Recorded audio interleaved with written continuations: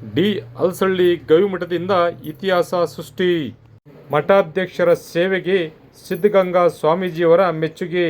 ಮಳವಳ್ಳಿ ತಾಲೂಕಿನ ಡಿ ಹಲಸಳ್ಳಿ ಗ್ರಾಮದ ಇತಿಹಾಸ ಪ್ರಸಿದ್ಧ ಷಡಕ್ಷರಿ ಗವಿಮಠದ ಷಡಕ್ಷರ ಸ್ವಾಮೀಜಿಯವರು ಭಕ್ತರ ಜೊತೆ ಉತ್ತಮ ಬಾಂಧವ್ಯ ಇಟ್ಟುಕೊಂಡು ಭಕ್ತರು ನೀಡಿದ ಸಹಕಾರದಿಂದ ಮಠದ ಅಭಿವೃದ್ಧಿಗೆ ಶ್ರಮಿಸಿ ಗವಿಮಠಕ್ಕೆ ಹೊಸ ರೂಪವನ್ನು ನೀಡುವುದರ ಮುಖಾಂತರ ಇತಿಹಾಸವನ್ನೇ ಸೃಷ್ಟಿಸಿದ್ದಾರೆಂದು ಷಡಕ್ಷರ ಸ್ವಾಮೀಜಿಗಳ ಬಗ್ಗೆ ತುಮಕೂರು ಸಿದ್ಧಗಂಗಾ ಮಠಾಧ್ಯಕ್ಷರಾದ ಶ್ರೀ ಸಿದ್ಧಲಿಂಗ ಮಹಾಸ್ವಾಮೀಜಿಯವರು ಮೆಚ್ಚುಗೆ ವ್ಯಕ್ತಪಡಿಸಿದರು. ಡಿ ಹಲಸಳ್ಳಿ ಗ್ರಾಮದ ಷಡಕ್ಷರಿ ಗವಿಮಠದ 48 ದಿನಗಳ ಪೂಜಾ ಕಾರ್ಯಕ್ರಮಕ್ಕೆ ಆಗಮಿಸಿ ವಿಶೇಷ ಪೂಜೆ ಸಲ್ಲಿಸಿ ಮಠದ ಸೇವಾ ಕಾರ್ಯಗಳ ಬಗ್ಗೆ ಮೆಚ್ಚುಗೆ ವ್ಯಕ್ತಪಡಿಸಿ ಅವರು ಈ ಸಂದರ್ಭದಲ್ಲಿ ಮಾತನಾಡಿದರು.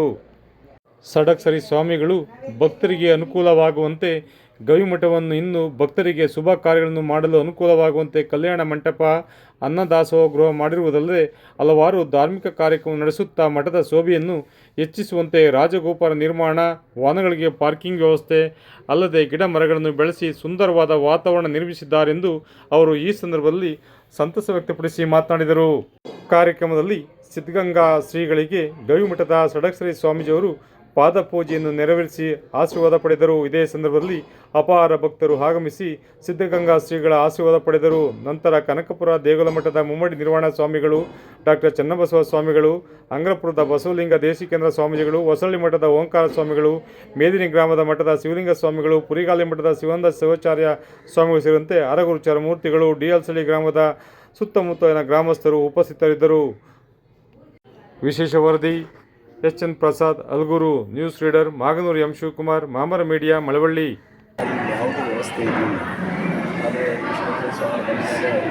ಇದಕ್ಕೊಂದು ಹೊಸ ರೂಪವನ್ನು ಕೊಡುವಂಥ ಕೆಲಸವನ್ನು ಮಾಡಿದ್ದಾರೆ. ಇದು ಕೂಡ ಚಿತ್ರವನ್ನೇ ಬದಲಾವಣೆ ಮಾಡಿದ್ದಾರೆ. ಅದು ಇತಿಹಾಸವನ್ನು ನಿರ್ಮಾಣ ಮಾಡಿದ್ದಾರೆ ಅಂತ ಹೇಳಿ ತಪ್ಪಾಗಲಿಕ್ಕಿಲ್ಲ.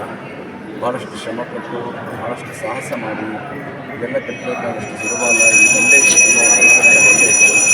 ಆ ಬಂಡೆಯಿಂದ ಶ್ರಮ ಮಾಡಿ ಆ ಬಂಡವನ್ನು ಶುಚಿಗೊಳಿಸಿ ಈ ಮಠವನ್ನು ಒಂದು ರೀತಿಯಲ್ಲಿ ಜನಾಕರ್ಷಣೆಗೊಳಿಸುವಂತಹ ಮತ್ತು ಜನ ಸೇವೆಗೆ ತೊಡಗಿಸಿಕೊಳ್ಳೋದಕ್ಕೆ ಅನುಕೂಲ ಆಗುವಂಥ ರೀತಿಯಲ್ಲಿ ಮತ್ತು ಅನೇಕ ರೀತಿಯಲ್ಲಿ ಜನಗಳು ತುಂಬ ಸಾರ್ವಜನಿಕವಾದಂತಹ ಮದುವೆ ಮಾಡ್ಕೋಬೋದು ಅಥವಾ ನಾಮಕರಣ ಪವಿತ್ರ ಕಾರ್ಯಕ್ರಮವನ್ನು ಮಾಡ್ಕೊಳ್ಳೋಕ್ಕೆ ಅನುಕೂಲ ಆಗಲಿ ಅನ್ನೋ ಉದ್ದೇಶದಿಂದ ಈ ಮಂಟಪವನ್ನು ಕೂಡ ಇಲ್ಲಿ ಸ್ವಾಮೀಜಿಯವರು ನಿರ್ಮಾಣ ಮಾಡಿದ್ದಾರೆ.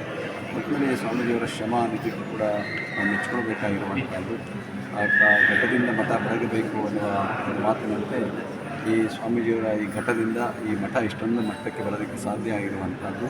ನಿರಂತರ ಪರಿಶ್ರಮ ಹೋರಾಟ ಇದನ್ನು ಮಾಡಿ ಸ್ವಾಮೀಜಿಯವರು ಈ ಮಠವನ್ನು ಅಷ್ಟು ಎತ್ತರಕ್ಕೆ ಬೆಳೆಸುವಂಥ ಕೆಲಸವನ್ನು ಮಾಡಿದ್ದಾರೆ. ಇದಕ್ಕೂ ಕೂಡ ಹಲಸಳ್ಳಿ ಗ್ರಾಮಸ್ಥರು ಭಾಳ ಪುಣ್ಯವಂತರಾಗಿರುವಂಥದ್ದು. ಈ ಒಂದು ಮಠ ಇನ್ನೂ ಕೂಡ ತಪೋನುಷ್ಠಾನವನ್ನು ಕಳೆದಿರುವಂತಹ ಗವಿ ಇದೆ ಎಂದು ನೋಡಿರುವಂತಹ ಅವರು ಮತ್ತು ಷಡಕ್ಷರಿ ದೇವ ತನ್ನ ಕೃತಿ ರಾಜಶೇಖರ ವಿಲಾಸವನ್ನು ಬರೆದಂಥ ಒಂದು ಸ್ಥಳ ಇದೆ ಅಂತೇಳಿ ಆ ಸ್ಥಳ ಮಹಿಮೆಯನ್ನು ಕೂಡ ಹೇಳ್ತಾ ಇದ್ದಾರೆ. ಅಂತಹ ಒಂದು ಪವಿತ್ರವಾದಂಥ ಒಂದು ಕ್ಷೇತ್ರ ಇದೆ. ಇಲ್ಲಿ ಗವಿ ಇರುವಂಥದ್ದು ಹೊರಗಡೆ ಹೋದಾಗ ಗೊತ್ತಾಗುತ್ತೆ. ಹೋದವರ ಮನಸ್ಸಿನ ಮೇಲೆ ಅತ್ಯಂತ ಒಂದು ಶುದ್ಧ ಪವಿತ್ರವಾದ ಪರಿಣಾಮವನ್ನು ಬೀರುವಂತಹ ಒಂದು ವಾತಾವರಣ ಇರುವಂಥದ್ದು. ಅಂತಹ ಒಂದು ಗವಿ ಮಠದೊಳಗೆ ಅನೇಕ ಪೂಜ್ಯರು ಕೂಡ ಈ ಮಠವನ್ನು ಬೆಳೆಸುವಂಥ ಕೆಲಸವನ್ನು ಮಾಡಿದ್ದಾರೆ. ಹಿಂದೆ ಇದ್ದಂಥ ಜಡೆ ಸ್ವಾಮಿಗಳು ಕೂಡ ಎಲ್ಲ ಮನೆಗಳಿಗೆ ಬಹಳಷ್ಟು ಪೂಜಾ ಕಾರ್ಯಗಳಿಗೆ ಹೋಗ್ತಾಯಿದ್ರು, ಭಾಳ ಶ್ರಮ ಪಡ್ತಾಯಿದ್ರು ಅವರು ಕೂಡ.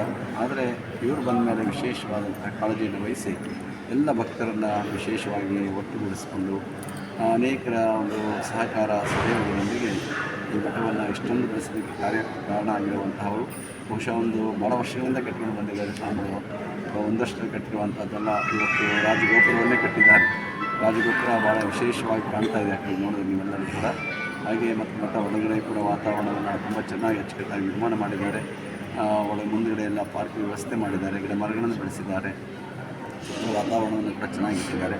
ಒಟ್ಟಿನಲ್ಲಿ ಮಠ ಬಂದವರ ಭಕ್ತರ ಒಂದು ಸೇವೆಗೆ ಯಾವತ್ತೂ ಕೂಡ ಸಿದ್ಧವಾಗಿರುವಂಥದ್ದು. ಮಠ ಛಾತ್ರಾದಿ ನಿಲಯ ಅಂತ ಹೇಳ್ತಾರೆ. ಏನೋ ಒಂದು ಸೇವಾ ಕಾರ್ಯವನ್ನು ನಡೆಸ್ಕೊಂಡು ಬರುವಂಥದ್ದೇ ಒಂದು ಮಠದ ಒಂದು ಮುಖ್ಯ ಉದ್ದೇಶ ಆಗಿರುವಂಥದ್ದು. ನೇರ ದಿಟ್ಟ ನಿರಂತರ ಸುದ್ದಿಗಳಿಗಾಗಿ ಮಾಮರ ನ್ಯೂಸ್ ವೀಕ್ಷಿಸಿ, ಸಬ್ಸ್ಕ್ರೈಬ್ ಆಗಿ, ಪ್ರೋತ್ಸಾಹಿಸಿ. ಧನ್ಯವಾದಗಳು. ಶುಭ ದಿನ.